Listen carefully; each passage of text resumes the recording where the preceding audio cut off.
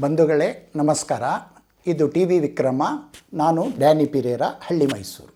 ಆತ್ಮೀಯರೇ, ನಮ್ಮದು ಸನಾತನ ಭಾರತ. ಹಳೆಮೆ ಹಿರಿಮೆ ಗರಿಮೆಯಲ್ಲಿ ಈ ದೇಶಕ್ಕೆ ಸರಿಸಾಟಿಯೇ ಇಲ್ಲ. ಈ ಜಗತ್ತು ಭಾರತದ ಇತಿಹಾಸ ಆರಂಭಗೊಂಡ ಕಾಲಘಟ್ಟವನ್ನು ನಿರ್ಣಯಿಸುವುದರಲ್ಲಿ ಯಶಸ್ಸು ಕಂಡಿಲ್ಲ. ಇಂಥ ಪರಂಪರೆ ಇರುವ ಈ ಸನಾತನ ಭೂಮಿ ಪರಕೀಯ ದಾಸ್ಯಕ್ಕೆ ಸಿಲುಕಿ ಜರ್ಜರಿತವಾಯಿತು.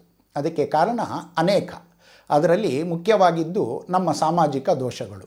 ಕಲ್ಲಿನಲ್ಲೂ ಭಗವಂತನನ್ನು ಕಂಡ ನಾವು ನಮ್ಮವರನ್ನೇ ಕೀಳು ಜಾತಿ ಎನ್ನುವ ಕಾರಣ ಕೊಟ್ಟು ಅವರಲ್ಲಿ ಮೈಲಿಗೆ ಕಂಡವು. ನಾಗರ ಹಾವು ಒಂದು ವಿಷಜಂತು, ಅದು ಕಚ್ಚಿದರೆ ಸಾಯುತ್ತೇವೆ.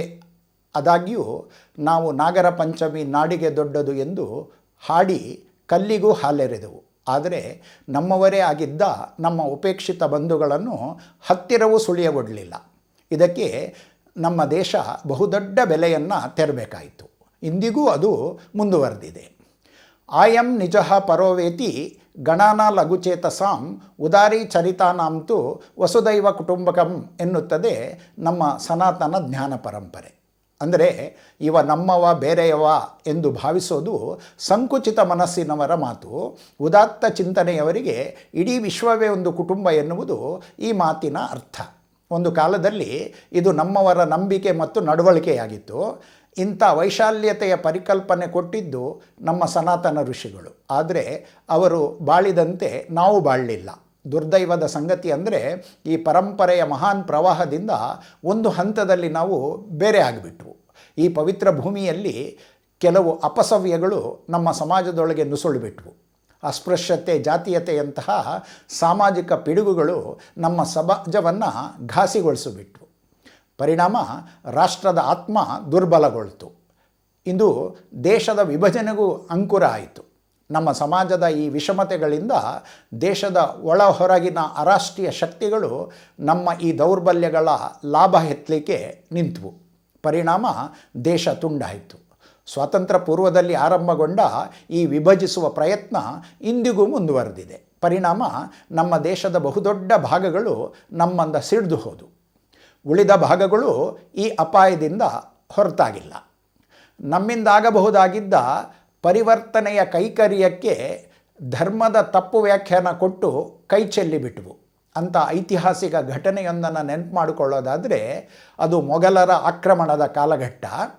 ಮತಾಂತರದ ದಾಸ್ಯಕ್ಕೆ ಸಿಲುಕಿ ಕೊಳೆಯುತ್ತಿದ್ದ ತಮ್ಮ ಬಾಂಧವರನ್ನು ಮುಕ್ತಗೊಳಿಸ್ತಕ್ಕಂಥ ಪ್ರಯತ್ನಕ್ಕೆ ನಮ್ಮ ಹೆಚ್ಚಿನ ಸಾಮಾಜಿಕ ಹಿಂದೂ ಮುಖಂಡರು ಮನಸ್ಸು ಮಾಡಲಿಲ್ಲ. ಅಷ್ಟೇ ಅಲ್ಲ, ಮತಾಂತರ ಹೊಂದಿದವರು ಸ್ವತಃ ತಾವಾಗಿಯೇ ಘರ್ವಾಪ್ಸಿಯ ಇಚ್ಛೆ ತೋರಿದಾಗಲೂ ಅವರಿಗೆ ಅವಕಾಶವನ್ನು ನಿರಾಕರಿಸಿಬಿಟ್ರು. ದಂಗು ಬಡಿಸ್ತಕ್ಕಂಥ ಕಾಶ್ಮೀರದಲ್ಲಿನ ಇತ್ತೀಚಿನ ಒಂದು ಘಟನೆ ನಮ್ಮ ಇತಿಹಾಸದ ಒಂದು ಭಾಗ. ಕೆಲವು ದಶಕಗಳ ಹಿಂದೆ ಬಲವಂತವಾಗಿ ಇಸ್ಲಾಮಿಗೆ ಮತಾಂತರಗೊಂಡಿದ್ದ ಕೆಲವು ಮುಖಂಡರು ಆಗಿನ ಕಾಶ್ಮೀರದ ರಾಜನನ್ನು ಕಂಡು ತಮ್ಮನ್ನು ತಿರುಗಿ ಸನಾತನ ಧರ್ಮಕ್ಕೆ ಸೇರಿಸ್ಕೊಳ್ಬೇಕು ಅಂತೇಳಿ ವಿನಂತಿ ಮಾಡಿಕೊಂಡ್ರು. ಔರಂಗಜೇಬನ ಕಾಲದಲ್ಲಿ ಅವರು ಜೀವ ಬೆದರಿಕೆ ಒಳಗಾಗಿ ಮತಾಂತರಗೊಂಡಿದ್ದವರು. ಈಗ ಮರಳಿ ಮಾತ್ರ ಧರ್ಮಕ್ಕೆ ಬರಲಿಕ್ಕೆ ಅಪೇಕ್ಷಿಸಿದರು. ತಮ್ಮ ವಿನಂತಿಯನ್ನು ರಾಜನಲ್ಲಿ ನಿವೇದಿಸಿಕೊಂಡ್ರು.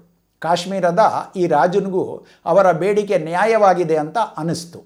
ಆ ರಾಜ ಕಾಶ್ಮೀರದ ಪವಿತ್ರ ನದಿಯೊಂದರಲ್ಲಿ ಅವರಿಗೆ ಶುದ್ಧಿ ಕಾರ್ಯವನ್ನು ಏರ್ಪಡಿಸಿ ಮರಳಿ ಮಾತೃಧರ್ಮಕ್ಕೆ ಕರೆತರ್ತಕ್ಕಂಥ ಪ್ರಯತ್ನ ಮಾಡ್ದ.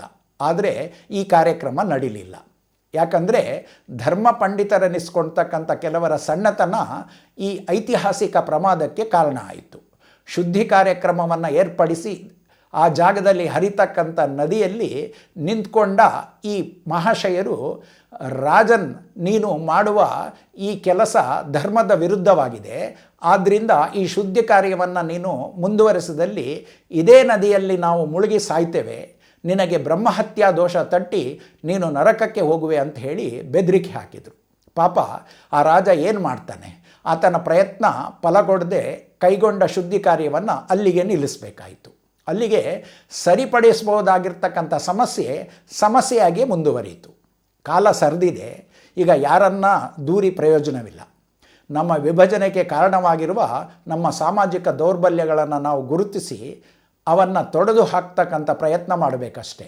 ಈ ಐತಿಹಾಸಿಕ ತಪ್ಪುಗಳನ್ನು ಸರಿಪಡಿಸಿ ಭವಿಷ್ಯದ ಭಾರತವನ್ನು ಸುಂದರಗೊಳಿಸಬೇಕು. ನಮ್ಮ ಐತಿಹಾಸಿಕ ಪ್ರಮಾದಗಳೊಮ್ಮೆ ಕಣ್ಣಾಯಿಸಿ ಅವುಗಳನ್ನು ನಮ್ಮ ಸಮಾಜದಿಂದ ನಿವಾರಿಸಬೇಕು. ಇಂದು ಮತಾಂತರಗೊಂಡವರ ಸಂಖ್ಯೆ ವೃದ್ಧಿಯಾಗಿದೆ, ಅವರ ಶಕ್ತಿ ಬಲಗೊಂಡಿದೆ. ಕಾಶ್ಮೀರದಲ್ಲಿಂದು ಆ ಶಕ್ತಿಗಳು ಭಾರತ ವಿರೋಧಿ ಶಕ್ತಿಗಳಾಗಿ ಮಾರ್ಪಾಡಾಗಿವೆ. ಅದರ ಫಲವಾಗಿಯೇ ಇಂದು ಕಾಶ್ಮೀರದ ಸಮಸ್ಯೆ ಭಾರತದ ನೆತ್ತಿಯ ಮೇಲೆ ಮತಾಂಧತೆಯ ಖಡ್ಗ ಜಳಪಿಸ್ತಾ ಇದೆ, ಭಾರತವನ್ನು ಬೆದರಿಸ್ತಾ ಇದೆ. ಪುಲ್ವಾಮಾ, ಪೆಹಲ್ಗಾಮ್ನಂಥ ನರಭೇದಗಳು ಭಾರತದ ಸುಂದರ ಬಾಳಿನ ಕರಳನ್ನು ಹಿಂಡ್ತಾ ಇದ್ದಾವೆ. ಒಂದು ಜಾಗೃತ ಸಮಾಜ ಇಂಥ ಐತಿಹಾಸಿಕ ಪ್ರಮಾದಗಳಿಂದ ಪಾಠ ಕಲಿದೆ ಹೋದರೆ ಅಂಥ ಸಮಾಜ ಜೀವಂತವಾಗಿ ಉಳಿಲಿಕ್ಕೆ ಸಾಧ್ಯವೇ ಇಲ್ಲ. ಸನಾತನ ಪರಂಪರೆಯ ವೈಶ್ವಿಕ ಆಲೋಚನೆಯ ವಿಶ್ವ ಕುಟುಂಬ ಪರಿಕಲ್ಪನೆ ಉಳಿಯಬೇಕಂದರೆ ನಮ್ಮ ಸನಾತನ ಪರಂಪರೆಯ ಉಳಿವು ಅತ್ಯಗತ್ಯ. ಹಾಗೆ ಉಳಿಬೇಕಂತಂದರೆ ನಮ್ಮೊಳಗಿನ ಜಾತೀಯತೆ, ಸ್ಪೃಶ್ಯ ಅಸ್ಪೃಶ್ಯ ಭಾವ ದೂರ ಆಗಲೇಬೇಕು.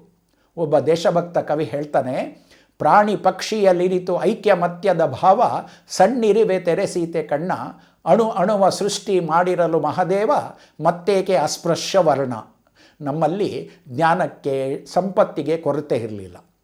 ನಮ್ಮವರ ಶೌರ್ಯ ಪರಾಕ್ರಮಕ್ಕೆ ಸರಿಸಾಟಿನೇ ಇರಲಿಲ್ಲ. ಆದರೂ ನಾವು ಆಕ್ರಮಣಕ್ಕೆ ಒಳಗಾದವು, ಸೋಲನ್ನು ಕಂಡು. ಭಾರತ ದೀರ್ಘಕಾಲದ ಗುಲಾಮಿತನವನ್ನು ಒಪ್ಕೊಳ್ಬೇಕಾಯಿತು. ನಮ್ಮ ಈ ಸೋಲಿಗೆ ನಮ್ಮೊಳಗಿನ ಸಾಮಾಜಿಕ ದೋಷಗಳೇ ಕಾರಣ.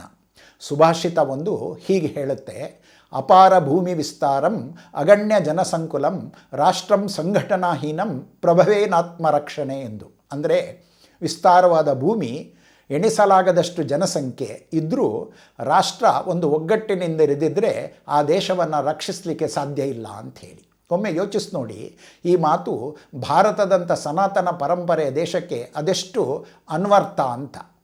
ನಮ್ಮ ಸಮಾಜದ ಸಾಮಾಜಿಕ ಲೋಪಗಳನ್ನು ತಿದ್ದಿ ಸರಿದಾರಿಯಲ್ಲಿ ನಡೆಯದಿದ್ದರೆ ನಮಗೆ ಉಳಿಗಾಲ ಇಲ್ಲ. ಇದು ಅಗತ್ಯವಾಗಿ ಯೋಚಿಸಬೇಕಾದ ವಿಷಯ ಅಲ್ವಾ? ನೆನಪಿರಲಿ, ಧರ್ಮೋ ರಕ್ಷತಿ ರಕ್ಷಿತಃ.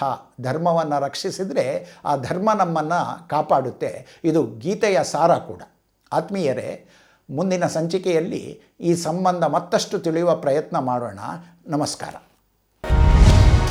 ಟಿವಿ ವಿಕ್ರಮ, ದೇಶ ನಿಮ್ಮ ಕೈಯಲ್ಲಿ. ಈ ಕಾರ್ಯಕ್ರಮ ನಿಮಗೆ ಇಷ್ಟ ಆಗಿದ್ದಲ್ಲಿ ಲೈಕ್, ಶೇರ್ ಹಾಗೂ ಕಮೆಂಟ್ ಮಾಡಿ. ಟಿವಿ ವಿಕ್ರಮದ ಕಾರ್ಯಕ್ರಮಗಳನ್ನು ನಿರಂತರವಾಗಿ ವೀಕ್ಷಿಸಲು ಸಬ್ಸ್ಕ್ರೈಬ್ ಮಾಡಿ, ಬೆಲ್ ಐಕನ್ ಒತ್ತಿ.